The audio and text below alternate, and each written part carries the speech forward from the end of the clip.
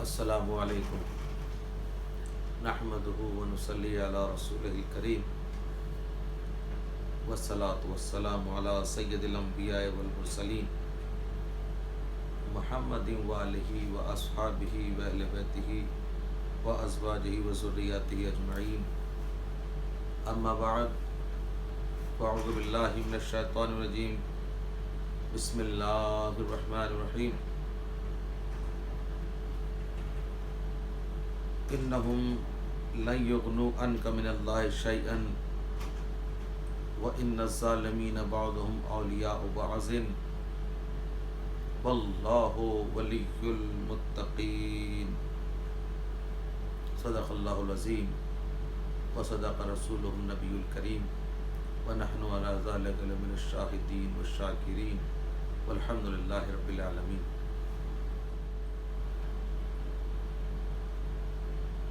اس آیت کریمہ کو میں نے تلاوت کرنے کا شرف حاصل کیا ہے۔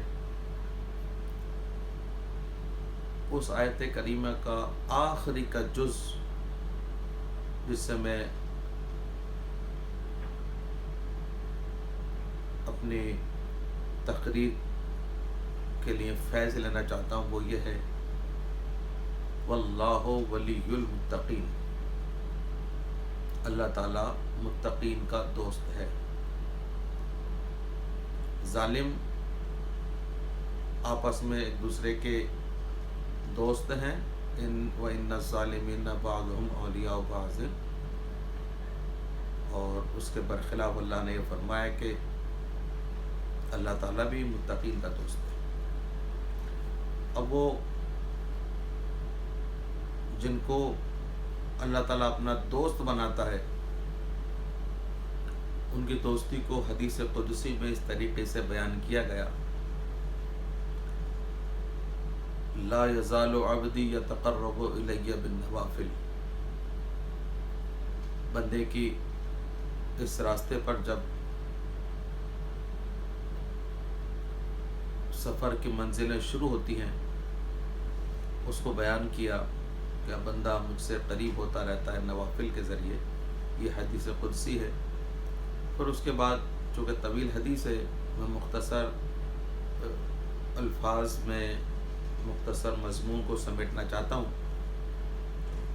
تو اس لیے صرف اپنے مقصد کو ہی اس حدیث میں سے اخذ کر کے آپ کے سامنے پیش کروں گا۔ پھر اللہ تعالیٰ نے فرمایا کہ حتیٰ اذا احببتہ، یہاں تک کہ میں اس بندے سے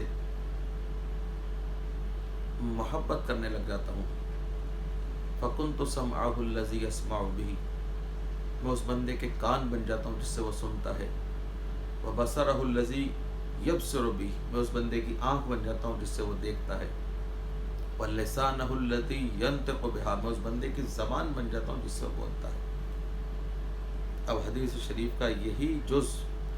کہ جب اللہ کا نور جلالت اس بندے کی زبان میں کار فرما ہو جائے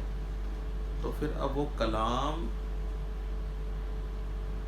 پر اس بندے کا اختیار ختم ہو جاتا ہے، اب جو اللہ اس سے کہلوانا چاہتا ہے وہ اس کی زبان سے نکلتا ہے۔ چونکہ یہ رباعی ہے اور رباعی دو بیتی اشعار کو کہا جاتا ہے، یا چار مصرے والے اشعار ان کو رباعی کہا جاتا ہے۔ رباعی کا رواج ایران سے شروع ہوا، سرکار حضور غریب نواز رحمۃ اللہ علیہ بھی ایران سے ہی تشریف لائے تھے، اور اس انداز سخن کو صرف اہل تصوف نے ہی اختیار فرمایا۔ جس طریقے سے مسدس اشعار مرثیہ کے لیے مخصوص مان لیے گئے کہ جب بھی مسدس اور مرثیہ پڑھا جائے گا تو مسدس کے اندر ہی پڑھا جائے گا، اسی طریقے سے جو رباعی ہے وہ اہل تصوف کے لیے مخصوص مان لی گئی کہ اہل تصوف جو کہ کم سخن ہوتے ہیں وہ کم سے کم بات کرتے ہوئے اپنے مافی ضمیر کو بندوں تک پہنچا دینا چاہتے ہیں، اس لیے انہوں نے رباعی کا کو اختیار کیا۔ اب سرکار حضور غریب نواز رحمۃ اللہ علیہ کی یہ رباعی شریف یہ آپ کے سوا کسی اور کی ہو ہی نہیں سکتی ہے، کیونکہ جس فکر کو آپ نے بیان کیا ہے اور جس گہرائی میں جا کر آپ نے اپنے جد اعلیٰ کی مدحت و تعریف کی ہے، وہ خون علی کے سوا کسی اور کا کام نہیں ہو سکتا ہے، اور پھر وہ ایسی ذات با کمال کے سوا اور کسی کی ذہن رسانی وہاں تک ہو ہی نہیں سکتی ہے۔ اس رباعی شریف کا ظاہری حسن بھی ہے اور اس کا باطنی حسن بھی ہے، معنوی حسن۔ ظاہری حسن یہ ہے کہ سرکار حضور غریب نواز رحمۃ اللہ علیہ نے اپنے جد اعلیٰ کی جب تعریف کی تو پنجتن پاک کی نسبت سے 5 مرتبہ، جبکہ یہ 4 مصروں کے اندر ہے، لیکن آپ نے اپنے جد اعلیٰ کا نام 5 مرتبہ لیا۔ شاہ است حسین، بادشاہ است حسین،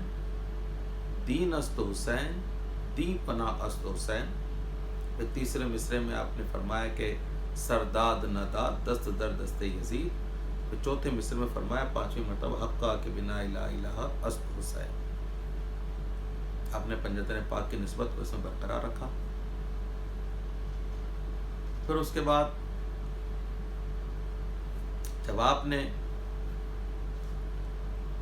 اپنے جد کا نام ذکر کیا شروع کے 2 مصروں کے اندر، تو وہاں یزید کا نام نہیں لیا، اور جس تیسرے مصرے میں یزید کا نام لینا مقصود تھا، کیونکہ اس واقعے کی طرف اشارہ کرنا تھا اس کا نام لے کر، تو جب اس مصرے میں یزید کا نام آنا تھا تو اپنے جد اعلیٰ کا نام اس میں نہیں لکھا، اس مصرے میں ہی نہیں لکھا۔ اپنے جد اعلیٰ کا ذکر کرتے کرتے یزید کا بھی نام لیا، تو پھر آپ نے کلمہ طیبہ پڑھ کر اپنی زبان کو پاک کیا کہ لا الہ حقا کے بنا لا الہ، پھر اپنے جد اعلیٰ کا نام لیا کہ است حسین۔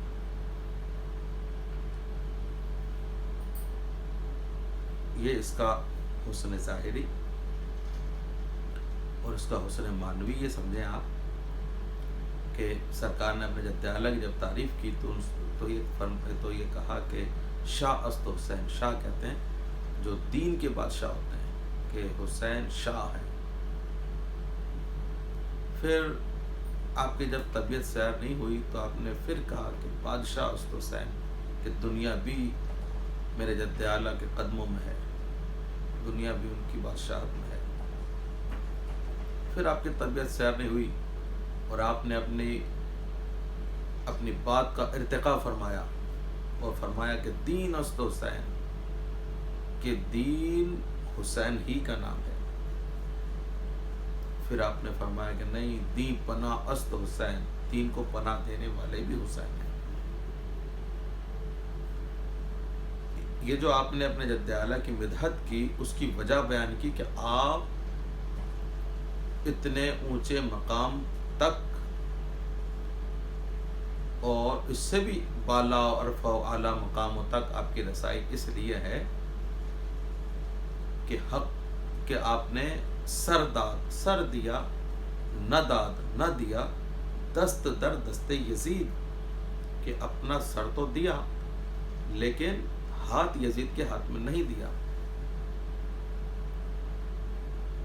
اس وجہ سے سرکار نے فرمایا کہ حق کا یہ سچ ہے کہ بنا الہ الہ است حسین، کہ لا الہ الا اللہ کی فاؤنڈیشن ہی حسین ہے۔ یہ اس کا حسن معنوی۔ اس فکر کو اور اس نظریے کو، اس پاکیزگی اور طہارت کو سرکار حضور غریب نواز کے سوا کوئی بیان نہیں کر سکتا ہے۔ اور حضور کی اور بھی ربائی ہیں حضور مولا علیہ السلام کی شان میں، اور دیگر رباعیات ہیں، مناجات ہیں، نظم ہے آپ کی، یہ آپ کا انداز تکلم تھا لیکن چونکہ جس ہنگامی ماحول میں آپ یہاں تشریف لائے اور جس سرعت و تیزی کے ساتھ آپ نے اس غیر متعارف ماحول کے اندر رہ کر اسلام کی تبلیغ و اشاعت کی، تو بدقسمتی سے آپ کے ملفوظات، آپ کے فرمودات، آپ کی رباعیات زیادہ تر قلم بند نہیں کی جا سکی، کیونکہ اس وقت سب سے زیادہ زور اس بات پر تھا کہ جو لوگ یا ہند کے رہنے والے تھے وہ چونکہ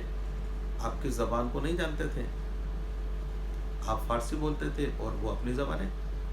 جو بھی اس زبانیں بولی جاتی ہوں گی، اور جتنے بھی آپ کے مریدین، مسترشدین و خدام تھے وہ آپ کے حکم سے معلم بن کر دوسری بستیوں میں جا کر دین اسلام کی تبلیغ اور اشاعت میں لگ گئے۔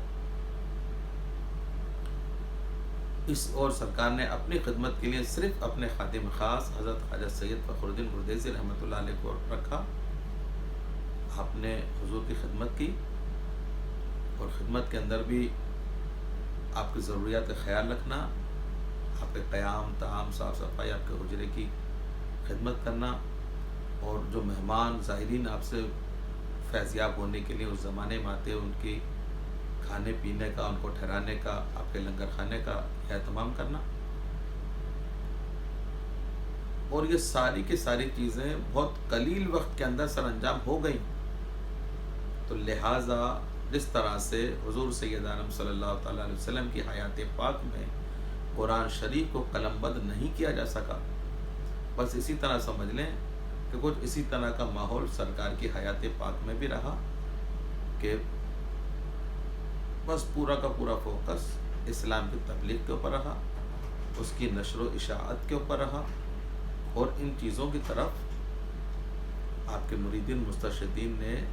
بہت بعد میں جا کر خیال کیا، جو کچھ انہیں اس زمانے میں یاد رہی ہوں گی وہ قلم بند کر دی گئیں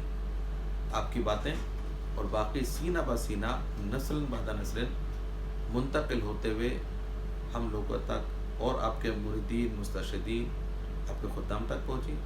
جو آج بھی بیان کی جاتی ہیں۔ اور ہمارا یقین اور یہ ایمان ہے کہ یہ سب حضور قدیم نواز رحمۃ اللہ علیہ کی فرمودات ہیں، اور بالخصوص یہ رباعی شریف۔ مولانا سید مصعب چشتی، السلام علیکم۔